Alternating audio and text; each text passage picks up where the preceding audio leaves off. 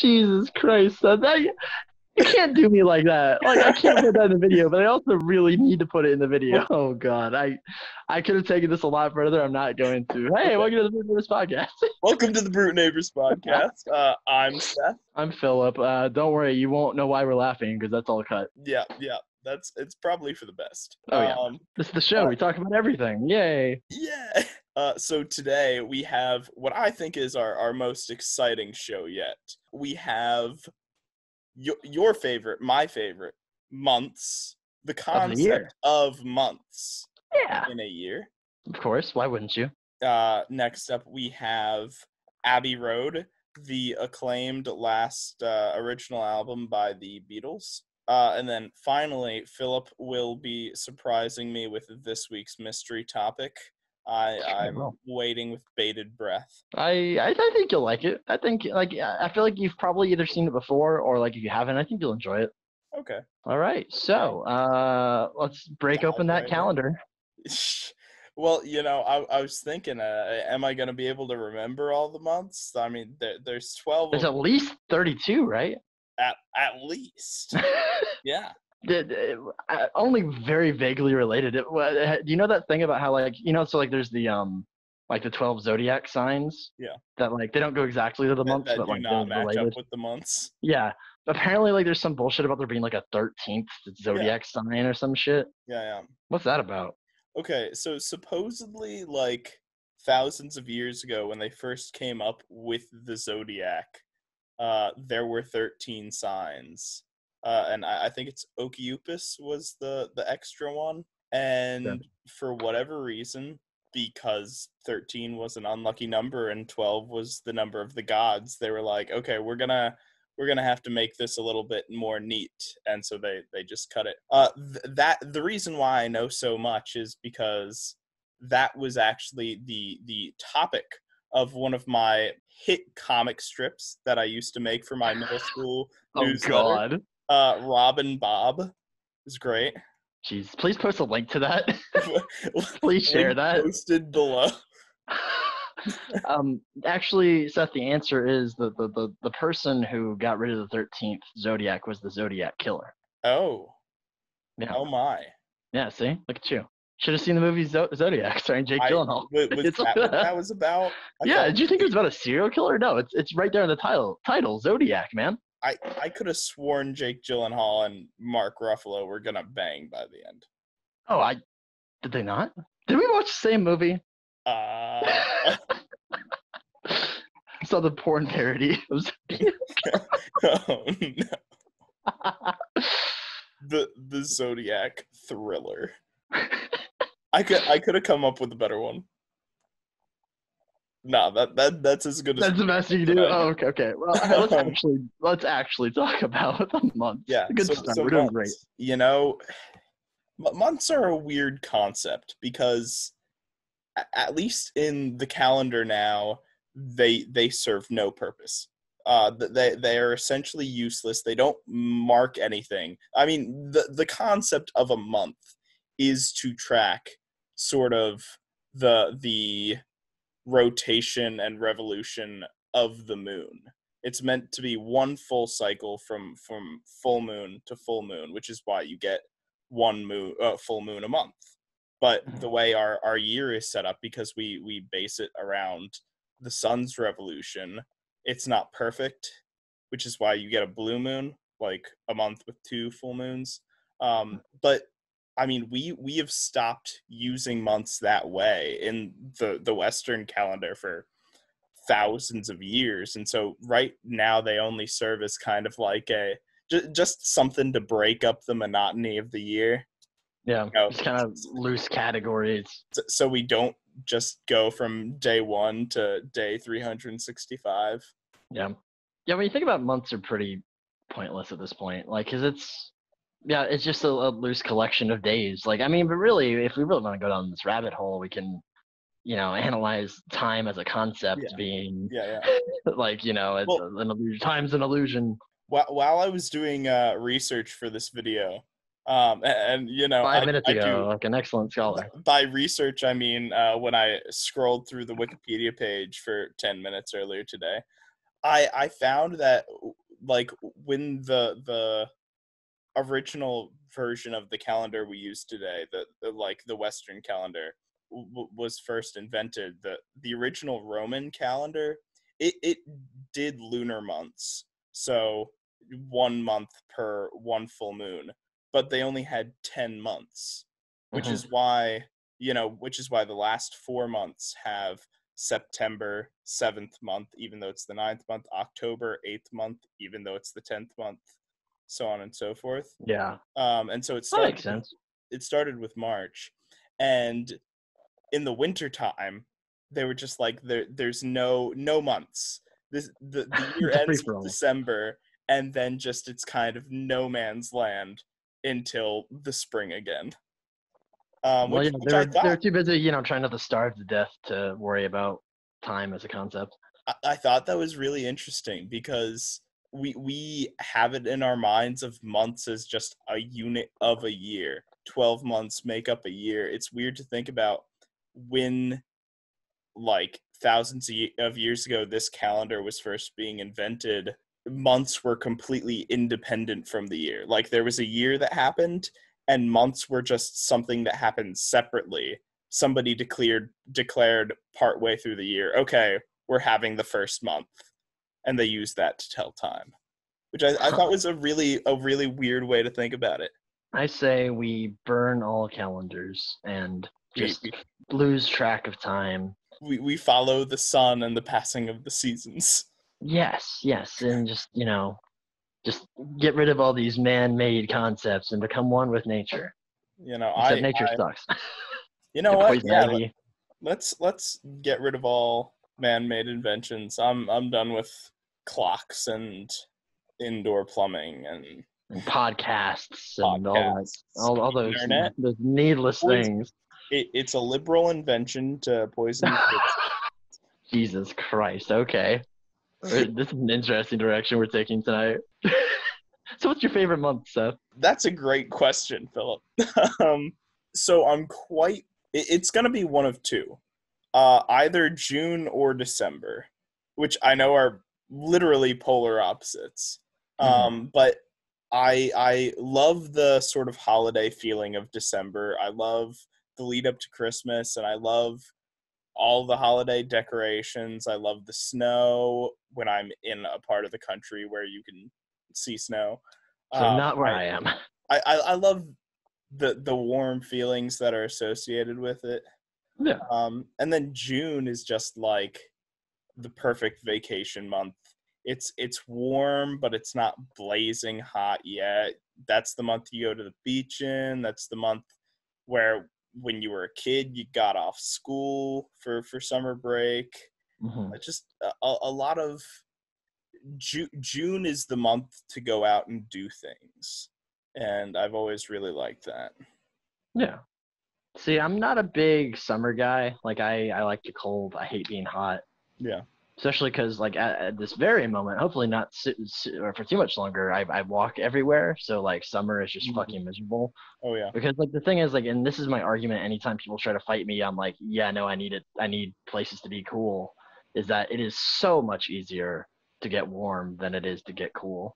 Because, like, I mean, if I'm walking, a mile, 2 miles to work, like, I can't do any less clothing than, like, shorts and a t-shirt. Yeah. But if it's winter and I'm cold, I can throw on, a bunch of coats and, scarves and hats and shit. Like, there's only so much you can do if it's hot. So Yeah. summer, not a huge fan. So summer months are out. Weirdly, I have a soft spot in my heart for April, but I think, like, that's literally only because my birthday is in April. Like, looking at the rest of the month, I can't think of anything else good about April. Yeah. Like, it's just like, I mean, it's tax month, Well, that's why I which of course you do. I bet you love taxes. you know, You seem like a tax man. nothing gets me going like some good taxes. You know what they uh, called me in college? The tax man, the tax collector. no one called you that. I feel like you would definitely get bullied if you called yourself the tax collector. That's actually my favorite movie, Mad Tax. Oh dang Thanks it! for I should have listening, said everybody. Taxi Driver. Oh wait, can we redo that? Can I get a mulligan? Can I get a mulligan on the shitty joke? Jesus Christ. Well, okay. Anyway, back to the subject at hand. I do Um, get what you're saying because I feel that way about May. I really enjoy May, but the only like thing I can think of for why May is interesting is because that's when my birthday is, and I yeah. do really enjoy my birthday. I will say like one interesting thing is I feel like a lot of people were born in April and May. I feel like most of the people I know were born in those months. See, for me, I've always felt that way about October and November. I feel like Really? everybody I know has an October and November birthday. See, it's all, for me. I've always noticed April, May, and like June. Yeah. Like three. What is it? I 9 months to be do. pregnant? When were people fucking? Like, Well, when are these fucking months? I do think there's something there. I definitely I can name a lot of people that were born in either the spring or the fall, but I can name barely anyone who has a summer or winter birthday. So Well, maybe okay. there's So something let's there. go do some math. When are people doing their banging? Well, it would have to be, I mean, if it's 9 months, it would have to be summer for the spring babies and winter for the fall babies. Okay, so yeah, let's do April because I feel like I know a lot of people in April. So like 9 months before April is when? July? Was Yeah, July? yeah. So 4th Okay. of July, you know? Do a lot of people bang on the 4th of July? I don't know. I'm the wrong person to ask. Um, That's where the fireworks are going off. It's to hide the sounds of well, I banging. know. Fireworks banging. I'm pretty sure February is 9 months before November. So what I've always heard is November babies come from Valentine's Day. That makes sense. Yeah, Yeah. yeah. I guess there's a correlation there. I guess I know some November kids. But you know what? I'm thinking here just like some sort of parallels between the the harvests of spring and fall. You know, with new bounty comes new chillins.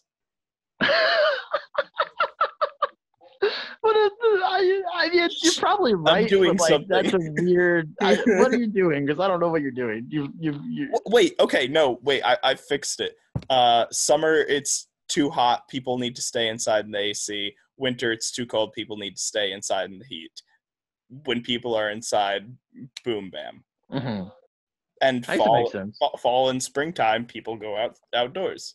I know there's a lot of speculation that from like Corona and quarantine that there's gonna be like another Wait, baby boom.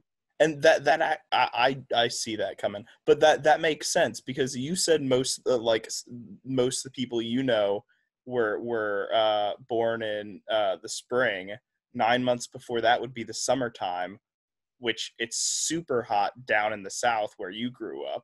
Whereas Mm-hmm. for me, growing up in the north, most of the fall babies would have had to be conceived in the wintertime when it's freezing cold and everyone's staying inside. So I yeah, we've cracked the I code. hate that actually makes sense.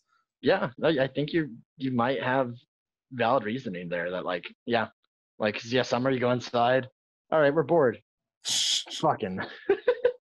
And then winter you gotta keep warm somehow. It's like how you jumping jacks and you get really cold. It's like Yeah, that, yeah. but slapping bodies together. It's like a really wet high five. So months. I'm keeping that one in. Oh god. Uh, Jesus, take the wheel. Um, what else we got on months? in the future, when I have a career in the church, I just want to make sure you all know. Yeah, I'm the one who said it. I'm the heathen. I'll take responsibility. Goodness gracious. So Um, you thought April was your favorite month, but like you said, would you have any other favorite months? I guess probably either October or December.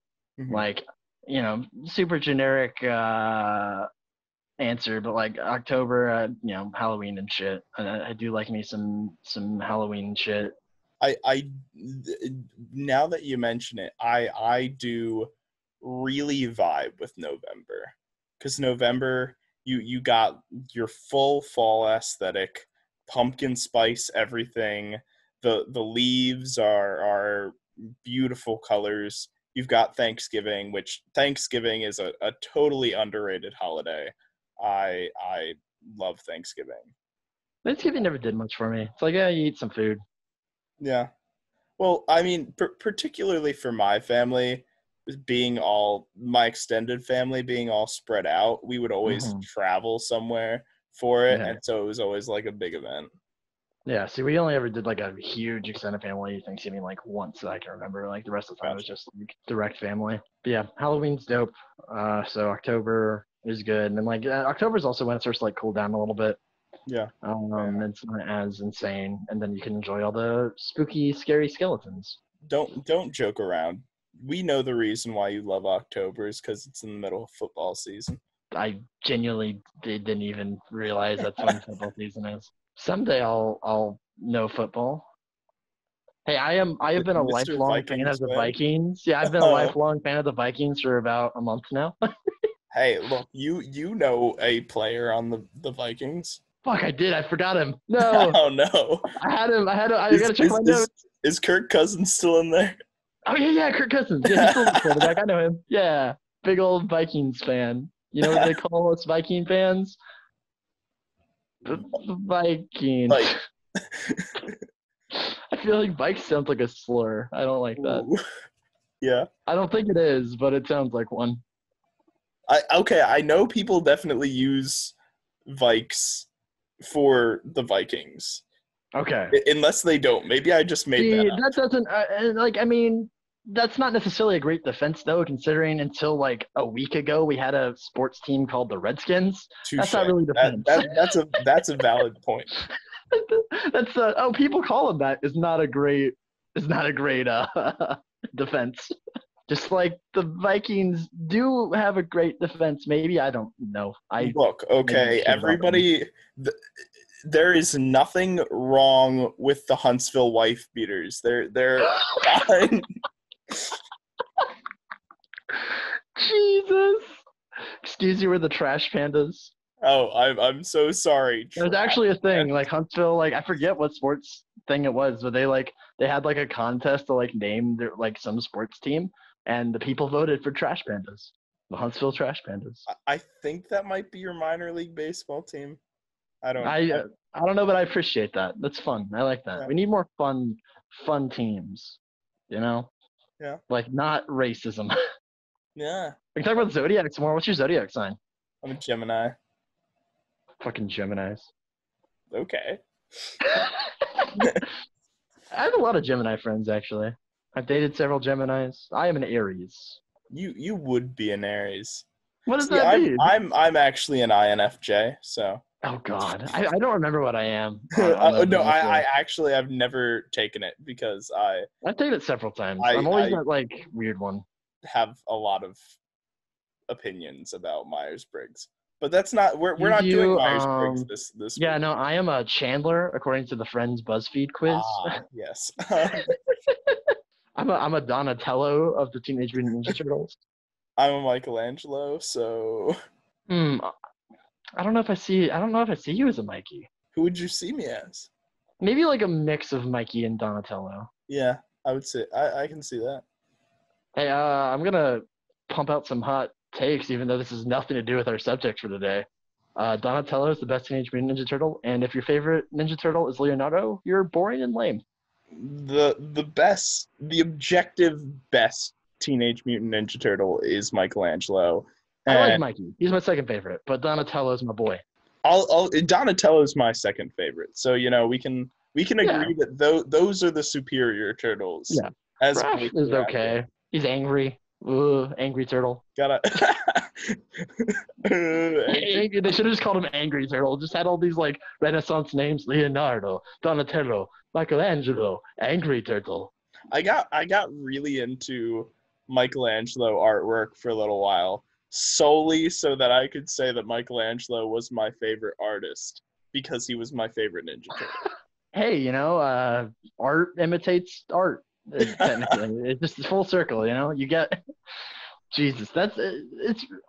I don't know enough about the history of the Teenage Mutant Ninja Turtles. We should do a Teenage Mutant Ninja Turtles We episode. should actually do a Teenage Mutant Ninja Turtles. Yeah. Okay. So months. Months. Yeah, We're scraping the barrel, man. We're scraping the barrel. February kind of sucks.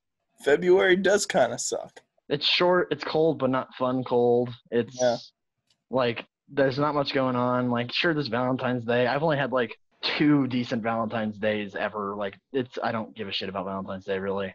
Yeah. Is Martin Luther King Day that's in February, right? That's in January. That's in January. Oh, then never mind. Doesn't even have that going for it. It is Black History Month. That's good, but of course they give him the shortest. I mean, yeah. Hashtag make Black History Month longer. Give it a different month. Give it a year. Give it a Time's an illusion, man. I mean, just appreciate. Just treat Black people well, yeah. Yeah.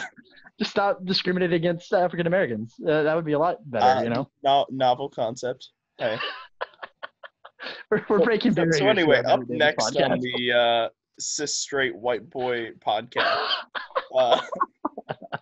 I'm pro months, I guess. Well, I mean, I'm neutral towards months. They're fine. They're just kind of there. What? I don't really give a shit. I do kind of wonder if it wouldn't be neat to go back to sort of a like base months off of the rotation of the moon, and then have the extra days be like extra days. So, some calendars do that, where they have 12 months and they have a 13th month that's only like 5 days. Dude, I love the number 13, honestly. I'd be down for a 13th month. Yeah, I think we could do it. Fuck yeah. Let's make it happen. We're gonna be the change we want to see in the world. So when we start merchandising, when Brute Neighbors starts merchandising, you guys can buy your 13th month calendar made by us. Yeah, we're gonna make it. We're definitely gonna put the time and effort into that. Yes. And what are we gonna call our 13th month, Seth? Oh, Neighborary. Brutober.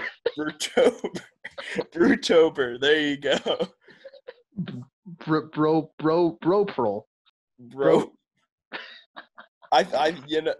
We're gonna workshop that, and we'll be more than happy to get back to the announcement when it happens. Well, we're still working out the kinks. Yeah. Look, that happens with any new societal change. So yeah, you got to do some workshopping, man. Hamilton wasn't written in a day. I did actually want to circle back because real quick, our good old our one fan Spencer. Shout out to my boy Spencer, number 1 fan. He brought up that some people had mentioned that they had seen a lot of similarities between the play Hamilton and the movie Amadeus. I know you haven't seen Amadeus, have you, Seth? I've not. You should. It's an amazing movie. But it was interesting. It was an interesting point I hadn't considered, how I believe he said something along the lines of how both are, they follow both the protagonist and the antagonist, and both kind of treat them with, a certain integrity. They're both narrated kind of, or framed by the antagonist. It's about the rising star kind of stuff, and there was an interesting stuff there. But if we ever do an Amadeus episode, which we absolutely should, I think it'd be really interesting if we did a full-on analysis of that, because I'd never actually seen that comparison before. But it actually makes sense. Someday we'll get to Amadeus, because that's a very good movie. Definitely watch it if you are listening. All right, neutral towards months. Yeah, I am generally pro month, because I like just kind of having something to break up the year, but I'll give months needs improvement. You're doing okay, but you can improve. You can do some work, Yeah. There's room for improvement for sure. All right. Shall we talk about the famous album Abbey Road? Why, yes. Yes, we shall. Just popped the Coke open, audience. That's what you just heard. Oh, see, I was thinking we wanted to throw in some sound effects just to You know, make it seem more lively, make us seem more human. Make it pop. Abbey Road. Yeah. I've thought about like trying to get us a theme song for the opening of the get some like unlicensed music. That's you know what? After episode 10, we're just gonna Everything's gonna start change. rolling out. Brute Neighbors website, bruteneighbors.com. Brute Neighbors the T-shirt. Brute Neighbors the action figure. Yeah. Brute Neighbors the flamethrower. That's my favorite item personally. The kids go crazy for it. You can never merchandise enough. How easy is it to get a flamethrower? Could I go anywhere and get a flamethrower? Well, like, I know you can make like shitty homemade ones, but like if I just wanted an actual flamethrower, where would I go? It can't be that hard. There's so many tigers living in the United States. It can't be that hard to get a flamethrower. Yeah, if Tiger King can exist, there could be a flamethrower king. That's gonna be me. I'm gonna be the hit Netflix doc, the flamethrower king. I'm like have you seen Inglourious Bastards? I have. Oh no, it's not Inglourious Bastards. Have you seen Once Upon a Time in Hollywood? Yeah, with Leonardo. Yeah, where he comes up with the flamethrower. Yeah, he's like, "You Nazi fucks," and pretty sick. Yeah, I'm like that, except less cool. I just have a collection of flamethrowers and I light shit on fire. I'm really just a fancy arsonist at that point. Yeah, but think of the stuff you can set on fire. You can set anything on fire. My world's on fire. How about yours? That's the way I like it. I'll never get bored. Thanks for tuning in, everybody. All right. That also is my favorite song on Abbey Road. My favorite Beatles song. Okay. So well, I do want to say, I have been a huge Beatles fan my entire life. I listen to it all the time in the car with my parents, and so and I've listened to Abbey Road numerous times before. All of these songs I have heard a million times, and so like I re-listened to the album in preparation for this episode, and like my brain just shut off. I couldn't even think about what songs were playing because my mind just went back to, oh, the Beatles are playing. I'm gonna drift off into Seth land. So I am not a huge Beatles fan. Not that I hate them or anything. I just have never gotten super into them. I really only know like their hits and a few of their weird ones. So like this is my first time listening to Abbey Road all the way through. I think I'd only heard 2 songs off of this album before. Come Together. Because I feel like so many of their famous songs are on here. See, I've heard Come Together, and if my Spotify will scroll down, I'll tell you the other one. Oh, Here Comes the Sun. Okay. Like I've heard those 2, and that's about it. Like I might have heard Oh Darling once before. Mm-hmm. But that's about it. Okay. So this was pretty much all new for me, and I liked it for the most part. Like the Beatles aren't really my thing. Like don't get me wrong, I'm not one of those like Beatles bashers. Like I definitely that. Yeah. Like I absolutely think they're a very influential band. I just prefer the bands that they influenced. I prefer the direction that rock went after them. Ah, gotcha. Because like rock would not exist how it is today without the Beatles. Like I can't dispute that. But like, I'm a grunge guy. I'm a metal guy. I don't really, and it's weird. I'm gonna say that like kind of softer sound that the Beatles had, which is weird because at the time they were like, they were aggressive. They were hard rock. Yeah. Like, and that's crazy how far rock has come since then. But think about the first, or like the old people at this time turning on the radio and hearing Polythene Pam. Da-na-na, she's Polythene Pam. That was their metal music back then. Yeah, that's crazy to me. Like literally, like the past like few days, I've been going back and forth between listening to Abbey Road. Like I've listened to it a few times, just like so I can talk about it, and going back and forth between Abbey Road and System of a Down, which is a very aggressive new metal band. Yeah. Like they're not like super hard for metal, but like they're definitely a lot harder than the fucking Beatles. So going back and forth between those two is interesting dynamic. My preferred Beatles influenced band is definitely Cannibal Corpse. What are we covering Cannibal Corpse? You would die, Seth. Like I I if want to I do had System to of a Down listen to a someday, but I know Cannibal, it would like make your ears bleed. Like if I Cannibal Corpse would actually kill you. if I had to listen to a single Cannibal Corpse song in its entirety, I don't think I would make it. You'd I become the would not corpse. make it through a second song. Like I really want to do a System of a Down episode, but like I'm gonna have to hand pick like specific songs Yeah, that I think will not make your ears bleed. I Like I'm gonna have appreciate to be that. very, very. I've learned from grunge. I know where your lines are now. Yeah. But like the fact that Alice in Chains was too much for you, like I'm gonna have to be really careful with System of a Down because Alice in Chains is not that hard. Yeah. But anyways, as far as Abbey Road goes, so I have some interesting thoughts because I did do a little bit of research. Like I listened to the album first, Hmm. like completely unbiased because I knew nothing about Abbey Road. Like I Yeah. heard those two songs, and that was it. So I went in completely unbiased. I listened to all of them, and there was a couple songs I was like, oh, I kind of like this. And then I looked up some stuff about the album, and can you, Seth, guess what my two favorite songs of the album are? I want you to guess. Maxwell Silver Hammer and Polythene Pam. You got one of them. Maxwell Silverhammer Okay. was one of my favorites, and I also, and this one surprised me. I really liked Octopus's Garden. Really? Yeah, I don't Oh. know why. I Okay, don't because know why. I feel like Octopus. Well, I mean, I love Octopus's Garden, but I feel like that is the epitome of like soft but kind of kooky Yeah, Beatles.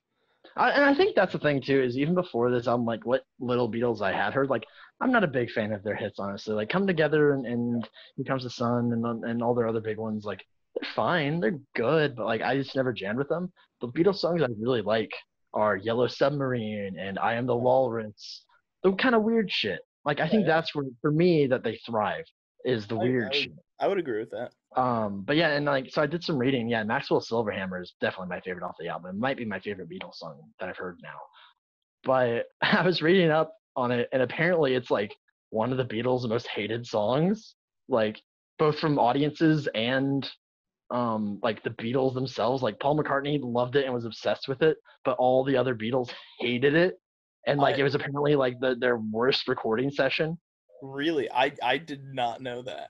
Yeah, no, I read up on it, and like so like Paul McCartney was like he had this tune in his head and like this Mhm. idea of like this Maxwell Silverhammer is about basically just a serial killer running around and killing people You, with his you hammer. you definitely get a lot of Charlie Manson vibes Yeah, from it.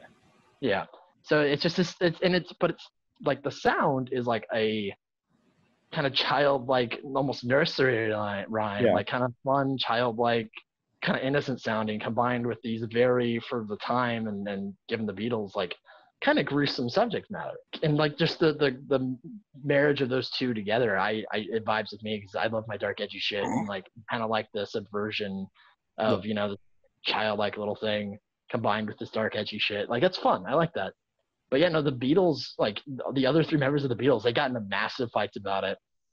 Like they almost like didn't want to finish the album after that. Like they had to take like a break after recording that song because they were so mad at Paul Damn. for making them record that song. And like he made them do like 1,000 takes recording it because like he wanted it to be like perfect how it was in his head. Yeah. So and apparently critics fucking hated it too. Like apparently a lot of people were just like, oh, it's one of the worst Beatles songs. And I'm like, wow, all right. Yeah, for me, I that was definitely one of those songs that like I heard it as a kid and I was like, "Ooh, this is fun. This is, Yeah. silly."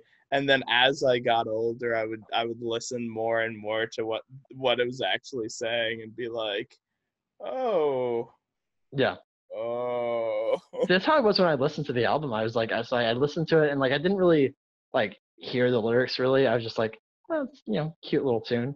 Yeah. And then like I like listened to the album a second time and like I kind of listened to the lyrics a little bit closer. Like bang bang Maxwell silver hammer. And I was like and it's like, oh, then she was dead. Wait, what? And it's like, oh, he's murdering these people. Oh, he's just a carefree serial. Oh, okay, sure, all right. I like it, and that was my Rose and process. Valerie screaming from the gallery. Maxwell must go free. Maxwell didn't do anything wrong. Free my boy Maxwell. Free, hashtag free Maxwell. And his silver hammer. The silver hammer is the real victim here. Oh yeah, really good bad rap. Yeah. Rat tap I tap.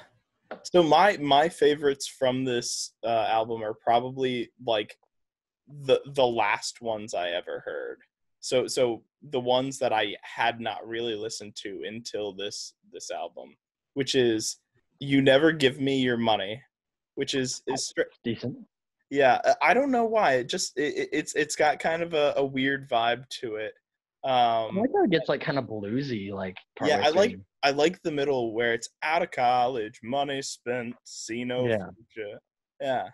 Yeah, that's good. I like that.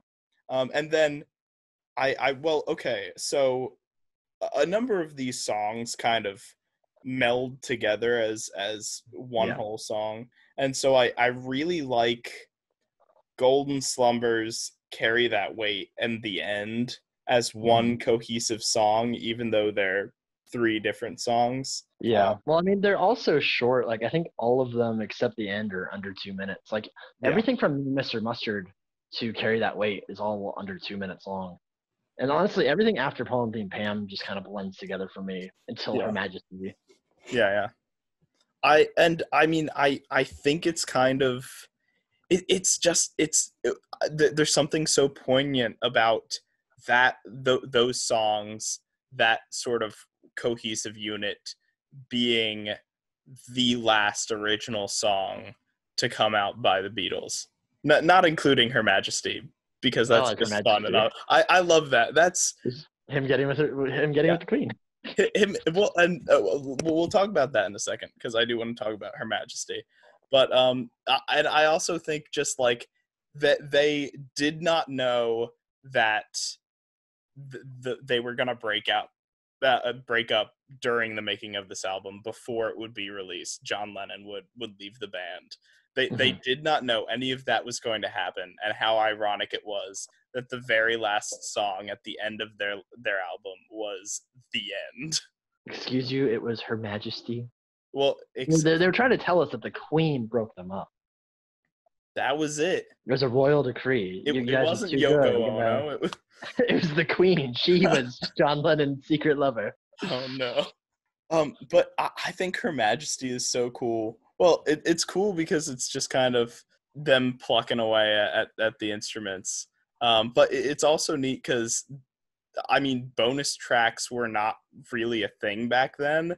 And they were just like, okay, what if we had a secret song? If anybody who plays the record for 15 seconds after the last song, they'll get this cool bonus song. Yeah. Which I think is a fun, it's fun to see bands from back then do stuff like that. Yeah, I really like how records got played with stuff like that, with like secret hidden tracks and stuff. You can't really do that anymore. Most songs are digital. There's really no way to hide a song anymore, to my knowledge, which is kind of unfortunate, because that's a fun little like bonus if you're like a big diehard fan of the bands, Oh yeah. I will actually every so often I will find Her Majesty just playing in the back of my head, and I'll play it for a little while. Yeah. And of course you need to play it over and over again because it's only like 30 seconds long. Yep.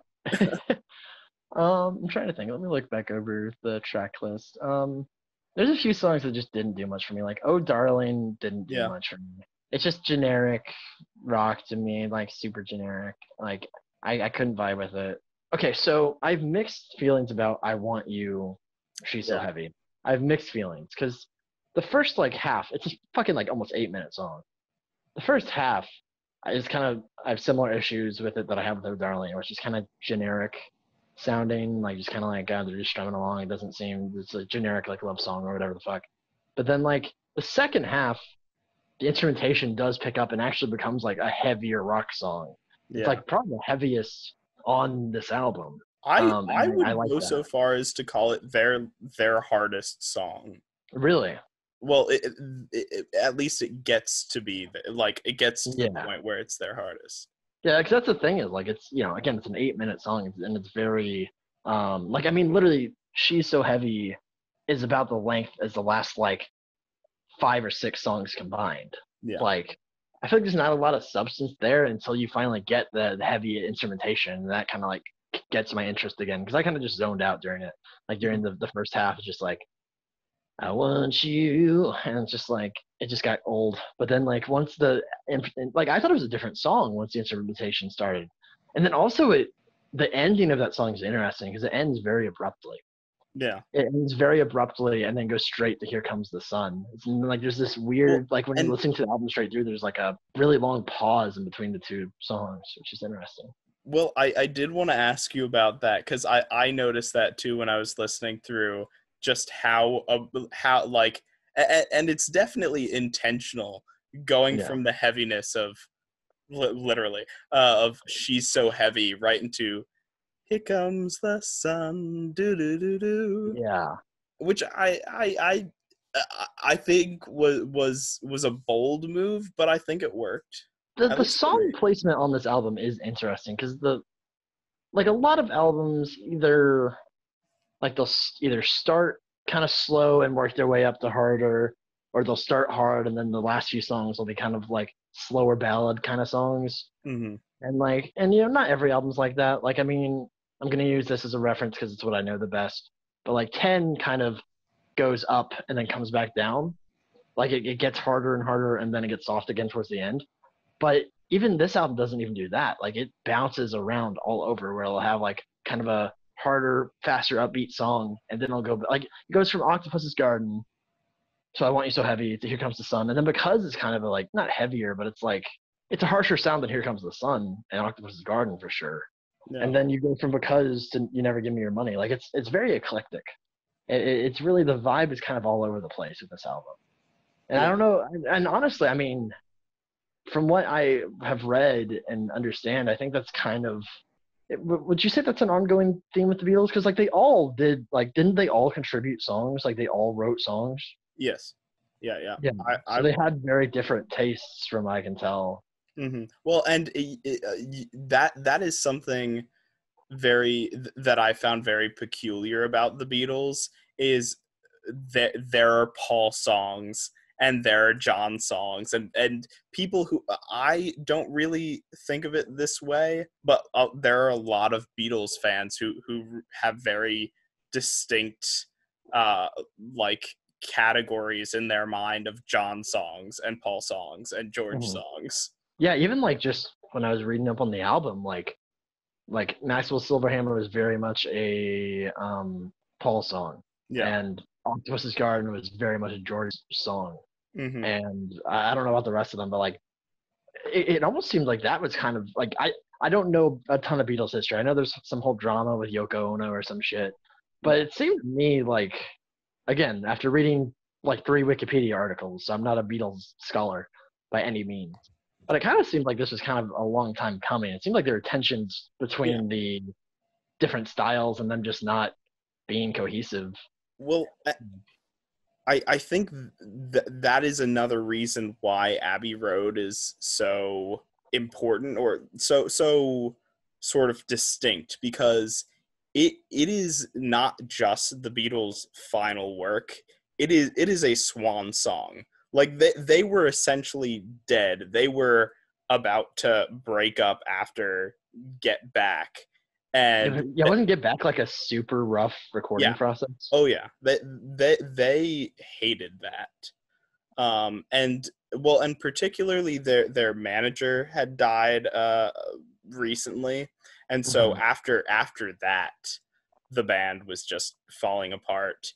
And so they sat down and they were like, okay, we wanna go back to the basics. We want to do an album like we used to, by strict rules, all together in the studio. And that is why Abbey Road is remembered as one of their best albums, if not their best album, because it was them being, okay, we're gonna make a Beatles album the way we used to, the way we did when we were actually the biggest shit on the charts. Yeah, it's yeah, it's definitely interesting. So would you say Abbey Road is your favorite album? I I would say that, yeah. I know I've heard some people say apparently a lot of people like the White Album. Sergeant Pepper's Lonely Heart Band is the one Oh, that like I'm into. Sergeant Pepper's Lonely Hearts Club Band is a close second. Hmm. But I think just because of the importance of Abbey Road gives it that top spot. Okay.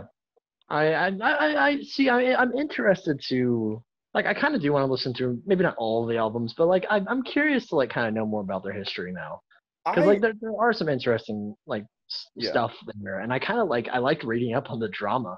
Like there yeah. was so much fucking drama with this band, and just around Abbey Road, let alone the rest of their career. Well, I mean, you see stuff in pop culture today about like Yoko Ono drama. Like people are still And taking people still have a shots. grudge against Yoko Ono.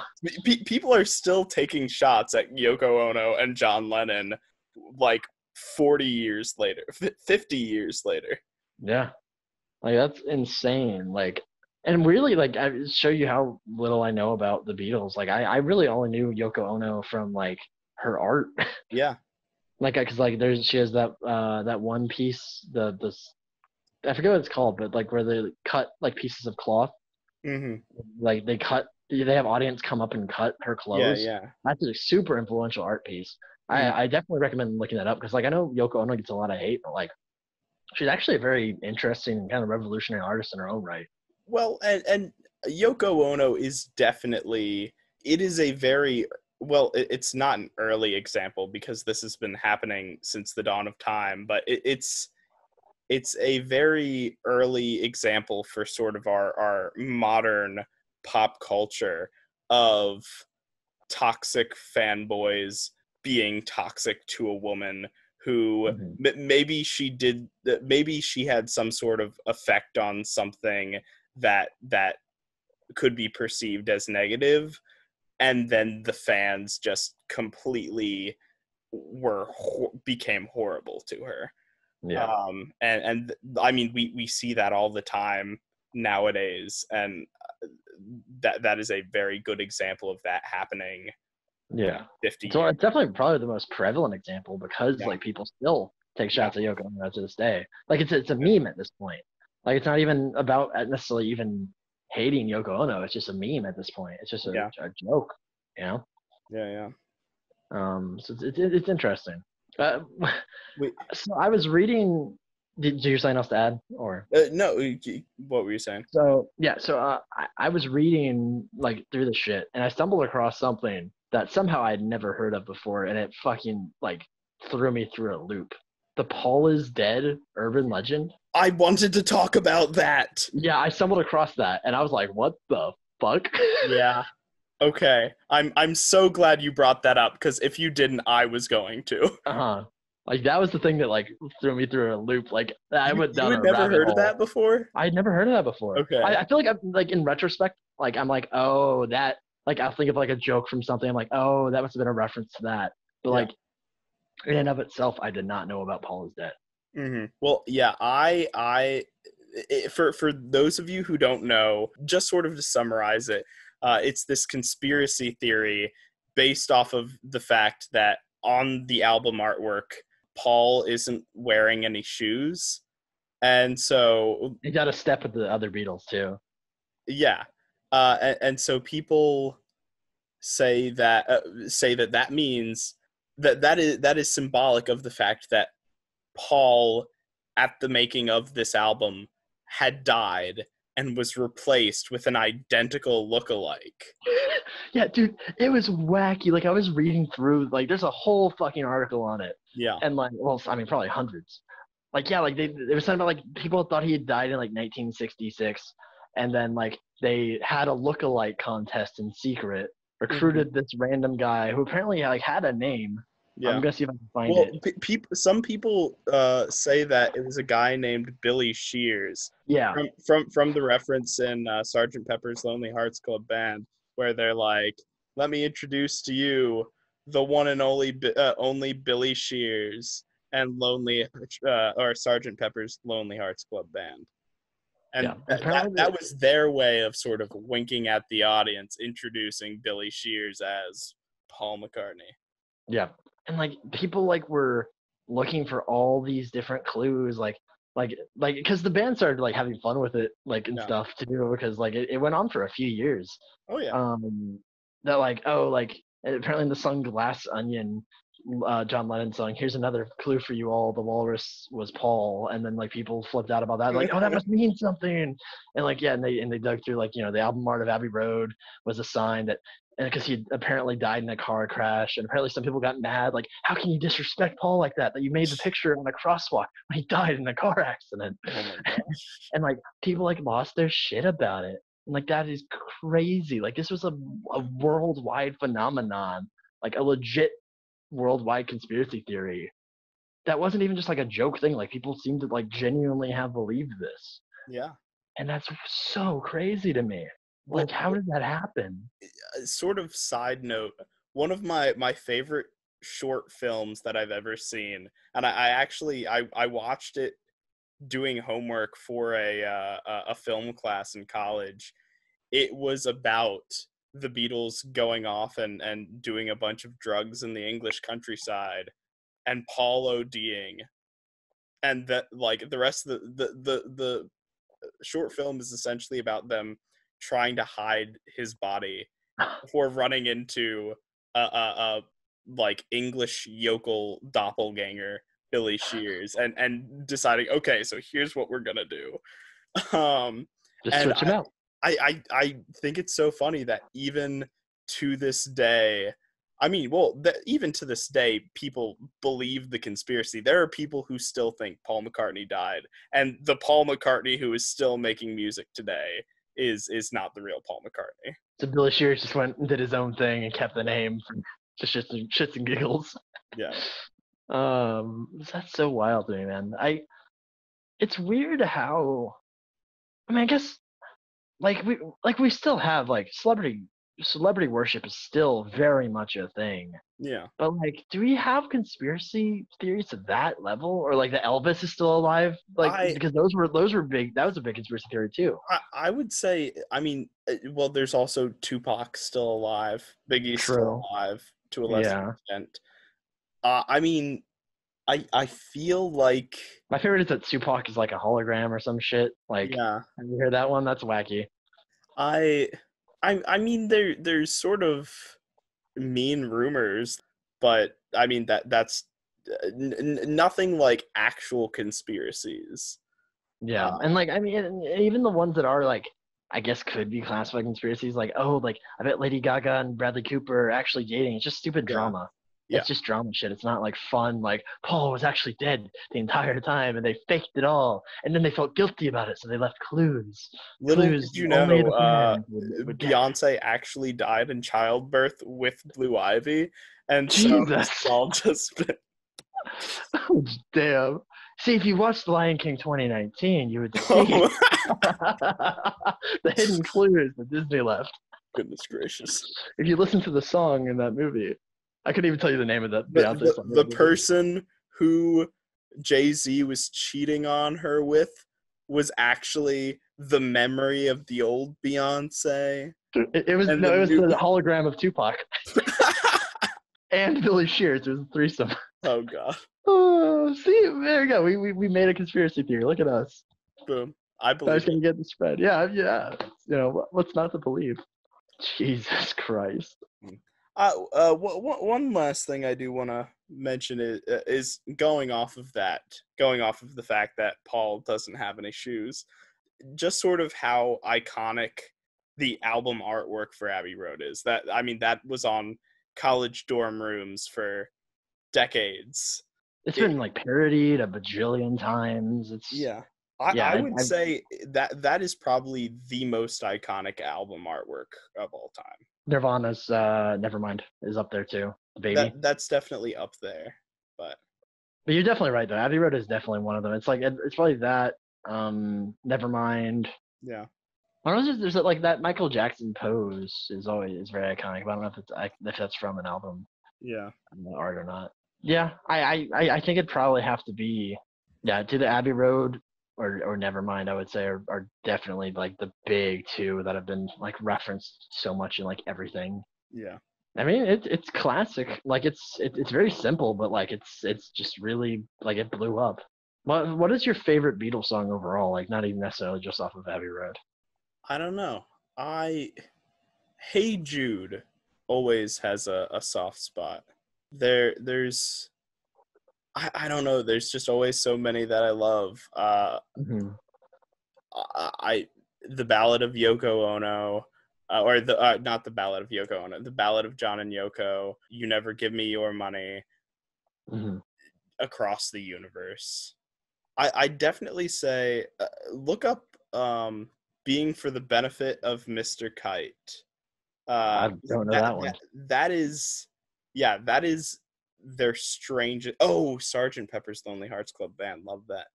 But the benefit, Being for the Benefit of Mr. Kite is their weirdest song. I do Ooh. not think it gets weirder than that. I prefer the version of it that was in the Beatles musical movie Across the Universe a few years back. I prefer the version of it that's in that movie, but the Beatles version is also really trippy. I'll look that up because like I said before, I really think the weird shit is like just like sure like they're classics, they're classics for a reason. But Mm-hmm. like I feel like, and again, of course they were revolutionary at the time, but when something is so influential that everything is inspired by it, imitates it, etc.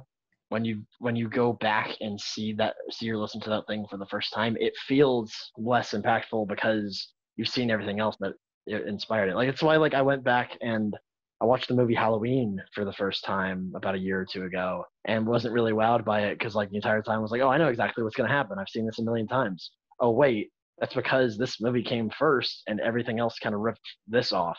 Mm-hmm. So like that's the issue, unfortunately, with going back and watching things that came I out or watching or listening to things that came out a long time ago is because you're like, oh, this is repetitive. No, this came first. This was revolutionary, but because it was so revolutionary, everything ripped it off, so it doesn't feel new anymore. I hear the same thing about like movies like Star Wars for people who don't see it until they're adults because they've already seen so many other things that are like take references from it that they're like, oh, this just doesn't feel original to me. Yeah, I mean, Star Wars kind of wasn't because it's heavily influenced by Greek mythology.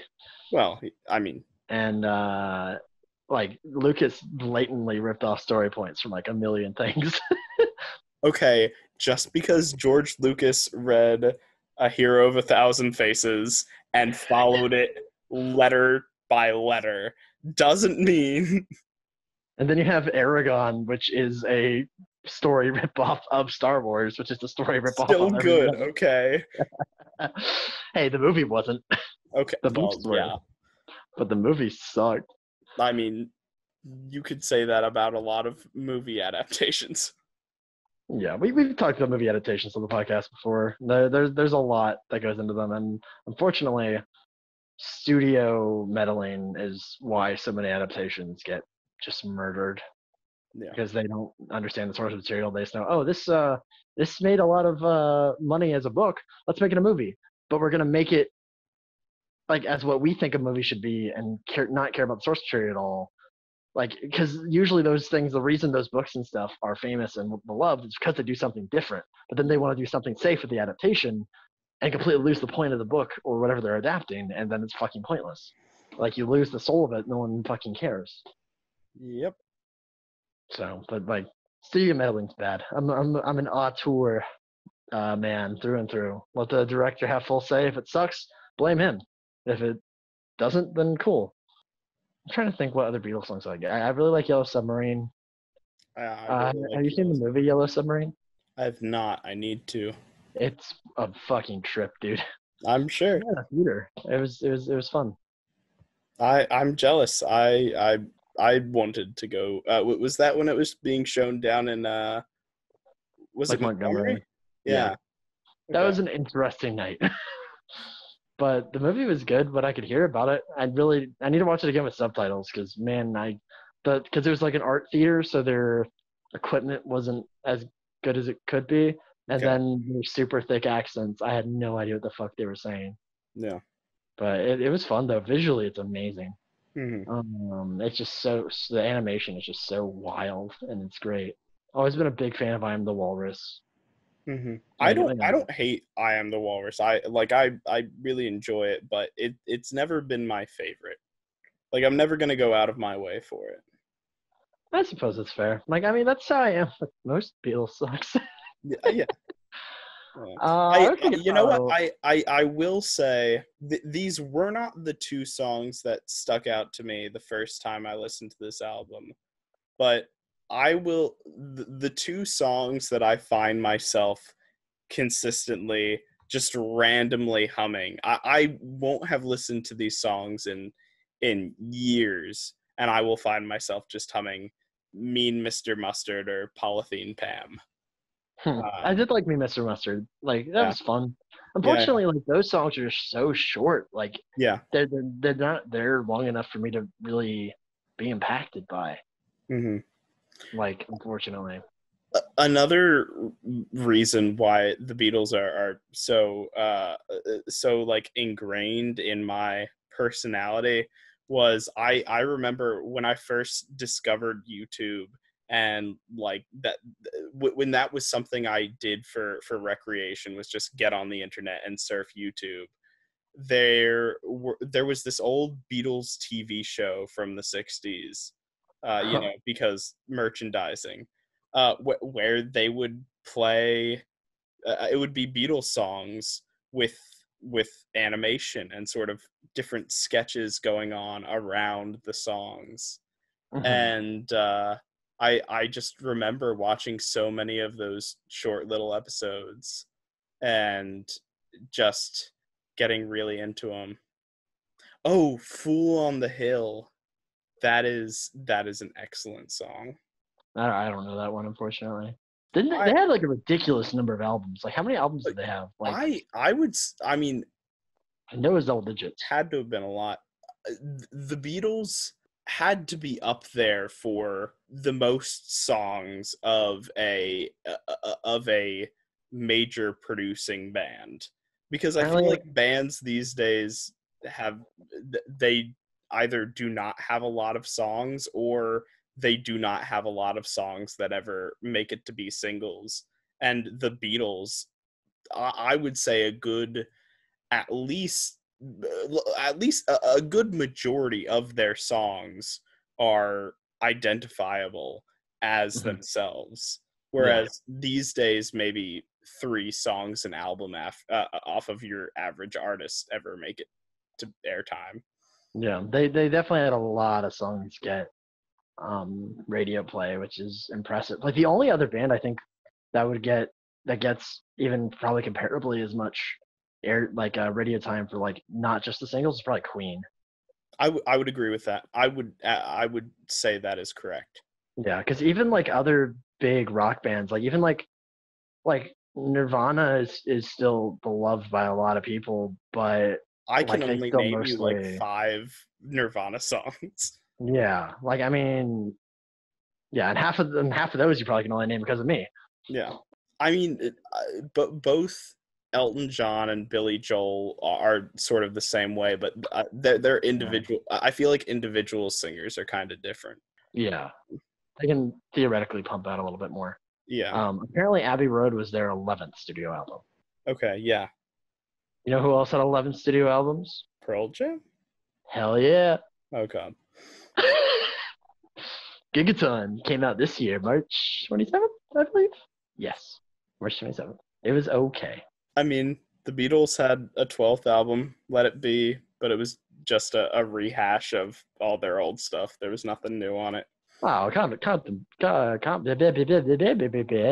compilation albums don't count.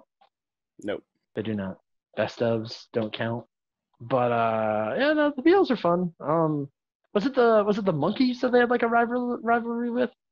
Was that a thing?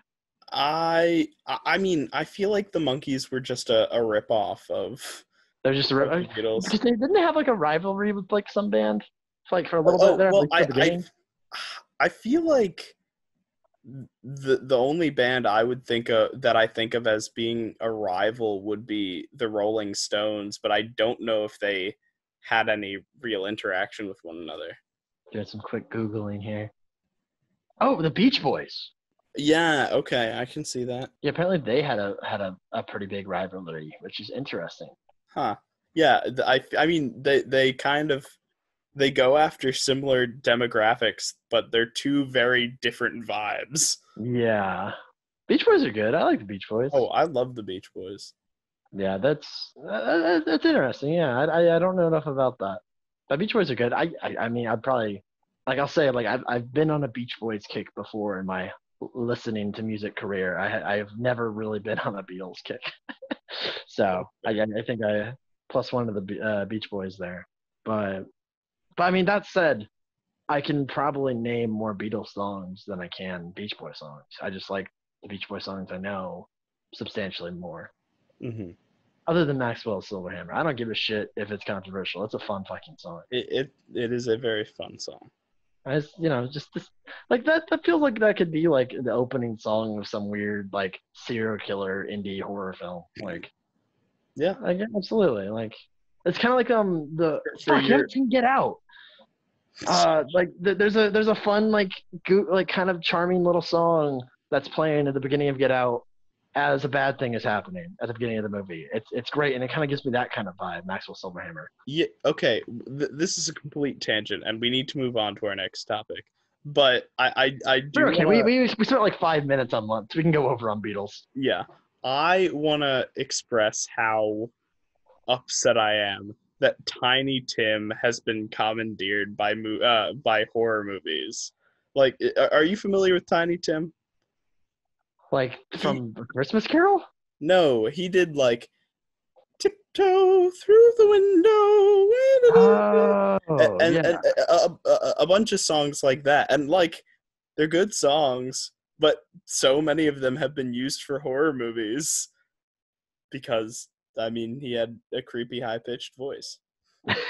I mean, I think that's the kind of vibe though, is that like it's kind of the same thing with Maxwell Silverhammer, is that it's it's like this, like it's lighthearted, but there is like an edge to it. And even though like Tiny Tim is like purely like, as to my knowledge, there isn't really a like a darker edge to the songs themselves. Yeah. While Maxwell Silverhammer has the contrast in the song itself of fun, happy, but with a darker twist. It's just creating that balance, that counterbalance through the film. Like it's doing the same thing with an extra step. Yeah. Of putting it with the dark edgy thing in a movie instead of it being one and the same in the same song. But like I like the subversion. I like that subversion a lot. But I mean, I can understand if it be a little upsetting that like that's all people associate it with. Now that it's just kind of like if you play a Tiny Tim song, people just immediately think of a horror movie. No, I think it's the one that Tiptoe Through the Window. I think it's the Insidious movies or something like that that's used them. Maybe I don't watch. It's been a while since I've seen Insidious. I love horror, but I haven't seen Insidious in a while. Yeah, I think it's a cool contrast. I definitely get why it would be upsetting though. But like I mean I like doing that shit, and just even in my own works. Like there's certain songs that I just love contrast. Contrast is fun. Yeah.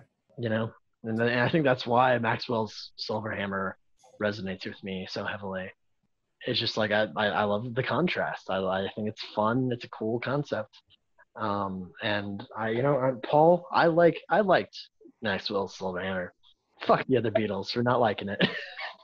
Paul is and always will be my favorite Beatle. I think, I mean, John is known for a lot of the more like sort of far out stuff, but I feel like Paul was just like really creative. He had all these quirky ideas. Yeah, I like Ringo because of his name. It's just a fun. Everyone, Paul, John, George, Ringo. I think. What's his real name? It's something really lame. Ringo Starr kind of sounds like a porn name. Oh yeah, maybe a porn star name. Richard. Richard Starkey. Ringo Starr's cooler. He made a good call. Ringo. Ringo. Um, But yeah, how many of them actually did vocals? Did they all do vocals? I don't think Ringo ever did any vocals. The other three, Because George sung like his songs typically. yeah, I think the Paul usually other sang his three. songs. You can usually, I mean, you after you listen to them for a while, you can tell who's singing. But Mhm. it was usually Paul or John. Mhm. And then George had a couple of songs here or there.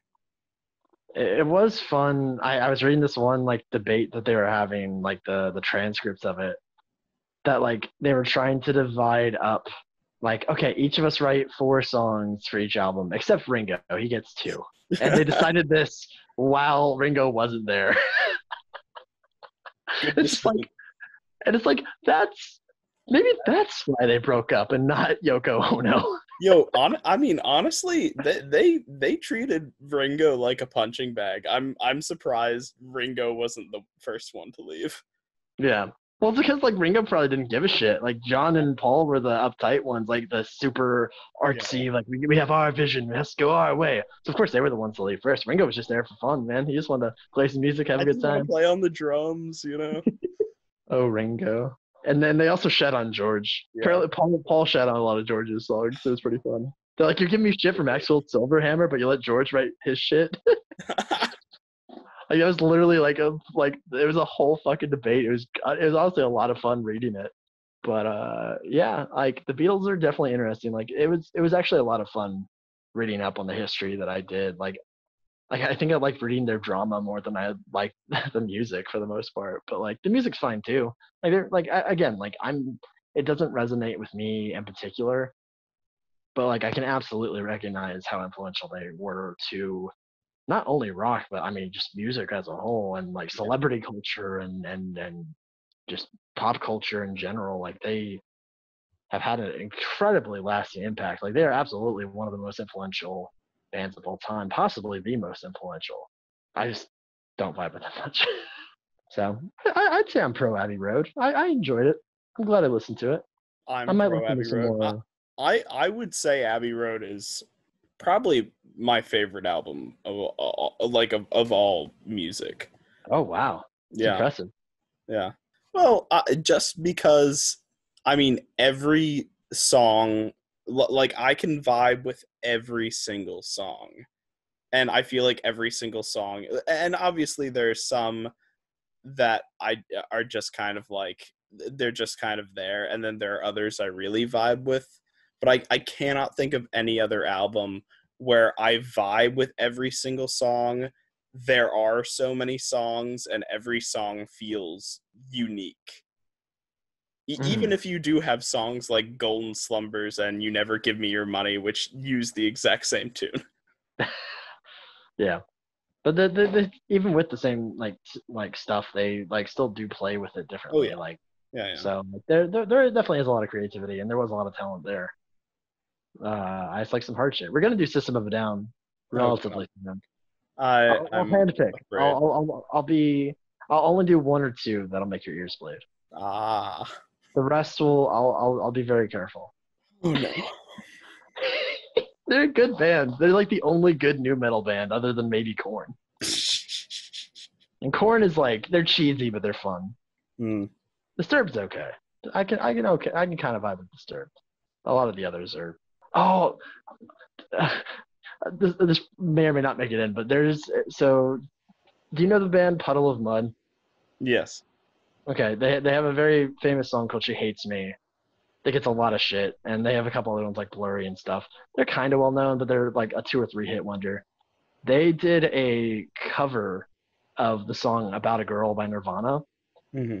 and it is the worst cover I've ever heard.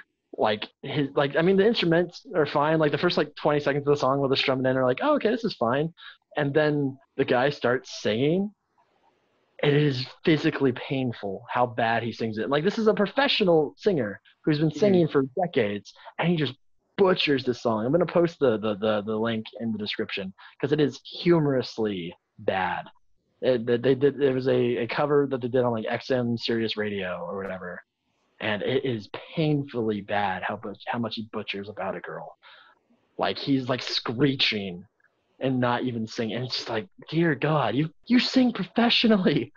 You're like a millionaire from singing, and you're fucking murdering this song. How?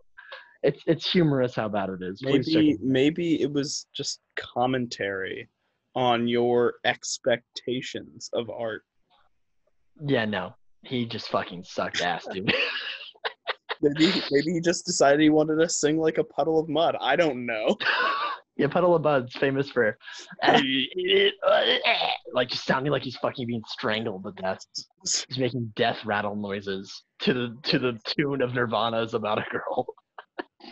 Goodness gracious. Yeah, Pro Abbey Road. I'm okay. The Beatles, they're okay. Okay. All right, should we move on to our mystery subject? Mystery subject. I'm gonna subject you to. She fucking hates me. Okay. Trust, she fucking hates me. Yeah. Oh, Philip, you slut. Have you seen this before? Okay. All right, Seth, tell the audience what I just showed you. So Philip just showed me what was probably the most pure piece of art ever produced by mankind. It really was a plateau in our culture. The video that I speak of is clearly the ultimate showdown, in which it's this song with animation played over it of all these different characters from every single franchise and form of media imaginable, all shoved in one big battle royale. Which, if you haven't seen it, and even if you have seen it, watch it again. The link will be in the description. Just wow, exquisite. Oh yeah, this song, The Ultimate Showdown of Ultimate Destiny, that was my shit when I was like 12 or however old I was. Like Yeah. I love that song. I saw like there, and that song was kind of a phenomenon Oh yeah. in a weird way. It was definitely a YouTube phenomenon because like I saw a million different versions of that song. Like it was always the same music, but like people would do different animation. I saw one where someone did a Lego stop motion of it. Like people did a million different versions of the song. This song really captured the interests of all of us, stupid middle school, young high school aged people because it was just fun. And like I said, every single fucking big media at the time. This was in the height of the Chuck Norris memes. Oh Chuck yeah. Norris was in there. This was the height of that. Like I God. feel like that kind of cemented Chuck Norris's status. Because like Yeah. the Chuck Norris memes had gone on for a while, but then like this was like kind of the pinnacle. Just like, oh yeah, yeah, you could take on everybody. It was just a big joke. Chuck Norris is God. It takes all these people to take him down. But yeah, and I feel like part of what really took off is just like I feel like it's a really big thing for people. Like everyone compares their favorite media and stuff, especially like I feel like being like when I was like being a young boy and stuff. You always have this like this like you love comparing like, oh no, my favorite character could be your favorite character. Like a really big debate is like Superman versus Goku. That's a huge debate on the internet that's gone around on for decades. And you see that shit all the time, and this is just kind of the culmination of that. And it takes that Super concept. Smash Bros. Well, yeah, in a way. And then like it takes that and makes just a fun, goofy song with gratuitous violence, which we love as kids, Yeah. Oh yeah. Well, and this is great for kids. Give kids a AK-47, they'll be fine. I will say the animation was gorier than I remember it being. Like I don't remember it being that like gory. Oh, I definitely remember it being that gory. I can still remember being a child over at staying the night at my cousin's house and him showing me this video for the first time. I think I stumbled across it on my own, just like browsing the internet. But like It, it was about the same time that like that Mudkips video was a big thing, where it was a 12-minute. It was like either 10 or 12 minutes of just two Mudkips going Mud Kip Mud Kip, and that was a meme through the eyes of circa 2008 internet. yeah, I think I've heard that reference. I don't think I've actually ever seen So that I video. heard you like Mudkips. But yeah, no, this song was just a like it captured. I feel like it just kind of captured people's imaginations, Oh yeah. and their love for their love for all these characters and their love for violence Well, and in this a fun way. video, I mean, it brings back a lot of the same nostalgia as like old Film Cow and like The Cloak, Charlie the Unicorn, all those bring up for me. But I also feel like I don't know. I need to check the dates, but I feel like this was a little bit earlier with sort of when YouTube was still in it like towards the end of its Wild West phase, and just when it was starting to become the vehicle for memes of the first Obama administration. Um, Yeah. because I Um, mean the first few years of YouTube, I mean it was still kind of like an indie playing ground of anybody who could edit a video together doing quirky stuff. yeah. And I feel like Ultimate Showdown was one, had to have been one of the first like really viral videos. Yeah, because that's the thing is like, and again, I don't know exact times and stuff, but like other early YouTube stuff that like became big was like the Chocolate Rain guy, Yeah. like, and Yeah. like that. I feel like that wouldn't have become viral if it came out today. Oh no. Like it would have just been another guy singing a song, and like, oh, he has a cool voice. That would have been it. Like it may have gotten some views, but it wouldn't have blown up to this extreme like it did if it had come out later. And yeah, I think 2008 is really when YouTube kind of hit its stride, where like it actually started getting quality content. Hmm. Like because I mean, people started making careers off of YouTube around that time, like Fred movie reviewers. Smosh. Yeah, yeah. I was thinking more like Rooster Teeth and Nostalgia Critic, but them too. Smosh is still around. Fred might be too. I don't know. I hope not. I like to think that Fred just kind of disappeared, Oh, returned back to the ether from whence he came. I um, mean, don't get me wrong, I watched him. I thought he was funny, I, but I did not. I was also like, I don't know how. I Um, did watch Smosh as a kid, and like going back and watching some of their old videos, I remember thinking were just the fucking most hilarious thing in the oh yeah, world. Don't hold up as much. A lot yeah. of them, Well, like and even like the I mean, Zelda rap, which was like their mainstream one, is kind of not as good as I thought it was back in the day. going back to watch these videos really, that is sort of the reminder of just how much our sort of societal values have changed, because Mm-hmm. I will be watching one of those videos, and there will be a line that I remember as a kid thinking was just like the funniest thing I'd ever heard, and watching it now being like, oh my god, this is the most misogynistic or X Racist. thing I've ever heard in my life. Yeah, yeah. There's a lot of bad shit, and just like, oh, wow. And then you're like, oh, I thought that was funny when I was 8. Jesus. Yikes. Yeah, we grow, But we learn. yeah. Um, Well, and I mean, while it's also sort of a reminder of a bunch of like sort a number of negative things, I think it's important to note just like how many great things came from that early mhm. part of YouTube. Just sort of the idea that video creators could experiment and play around with what memes were going to look like, what trends were going to look like, what I mean, just sort of having this completely new canvas to do whatever they want. Yeah, and like honestly, I would say Ultimate Showdown is one of the ones that actually probably ages the best Yeah. because like weirdly, even though like some of the references are a little dated, like Chuck Norris is not nearly as big of a meme as he used to be by Oh any yeah. stretch. Aaron Some of the, Carter. yeah, some of them are dated. When was the last time you heard that name?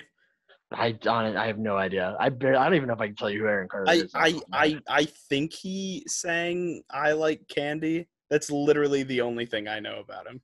Was it? I don't fucking know who he is. Anyway, yeah, Yeah, dated stuff. Dated. yeah. There's some, Examples of what we're talking about. yeah, and like the thing is though, even though like some of them are dated because it has such a huge array of them, like there's always like well, I think it is Oh, targeted a little more like towards like we're gonna find it more nostalgic. Like some people younger mhm. than us might not find it as fun. But like if I showed this to my sister who's 8 years younger than me, I think she'd still enjoy it because a lot of them are still recognizable, like Superman, Oh, yeah. Godzilla, Batman. She'd probably even know who Chuck Norris is potentially. Like it I, wouldn't resonate as much, but I feel like I could show it to a kid now and they would probably still appreciate it. yeah, and honestly, despite like it being rather violent and stuff, it's maybe I I'm mean, just desensitized, but like it's it's not definitely. bad. It's not like I I mean, would show this to a kid, honestly. there is definitely nothing in there that I would not show to a middle schooler. Yeah, I wouldn't show it to like a 4-year-old, but I'd like 10-year-old or a Yeah. 12-year-old. I feel like they'd love that shit. Oh yeah. It'd be the kind of thing like it's the kind of thing you show to your little your younger sibling, like, hey, That's mom will show you to this, but like it's not harmful to don't tell them. mom and dad. Yeah, but like it's not Not, harmful to them. yeah, yeah. Like it's just like mom probably would scold you a little bit if she caught you showing that to your sibling, but like it's not crazy. Like it's still relatively lighthearted and tame, especially compared to like a lot of other YouTube shit like we just discussed. Oh yeah. Like it's weirdly wholesome. Well, and it ends with Mr. Rogers saving everybody. Well, not Yeah. say, yeah. Well, yeah. He And ended the by battle, saving everybody, I mean like killing killing everybody. everyone. But Okay, Ozymandias. oh god, oh no. Was Mr. Rogers Ozymandias the whole time? That's the plot twist. Tell your opinions in the comments below. That is actually interesting to think about. That like if something like that were to happen, like if we're gonna look at the fictional battle of all these people and then realistically and deep dive Yeah. analyze, I don't think it would be like someone who likes Superman or Goku or any like Yeah. I don't think they would win because like the really strong ones would take each other out. Mm-hmm. So it would be I don't know about Mr. Rogers, but like I feel like it would be like a mid tier like Well, fictional it character. would probably be like a Loki. Like it would be some trickster character who just like who hung out under the radar for most of the battle, and then when it's Swoops in Slim at the Pickens, end. just kind of like Or Donatello. like Donatello. He's smart. He plans it out. Yeah, Because he's the best Ninja Turtle. there you go. Full circle. Yeah, no, like this was definitely like a big, because like the fact of the matter is, YouTube did play a pretty big part in our childhoods, and especially middle school, high school age. And this was definitely one of the videos that like this is one of the videos that like I am not ashamed to show people. Like, yeah, this was like Oh, yeah. something I really liked as a kid. Like, there's other things that I'm like, oh, Yeah. gonna pretend that didn't happen. Delete that from my favorites list on YouTube. But like this is aged remarkably well, I'd say. I would agree with that. And like it's just If fun. it were It's not catchy. for videos like this, we would not have this video we're recording today. It's true. We got a whole thing like and without all those other media, that would not exist. Yeah. Like without like Superman and Batman existing, Ultimate Showdown would not exist. And without stuff like Ultimate Showdown, this would not exist. Art just piles on each other and adds and builds and becomes more and more. And that's why copyright laws are fucking stupid. Everything is a remix. Yeah. I mean, that's the thing is like create a lot of things. You can say like, oh, this is like this is like this. A lot of creativity comes from combining things in new, different ways.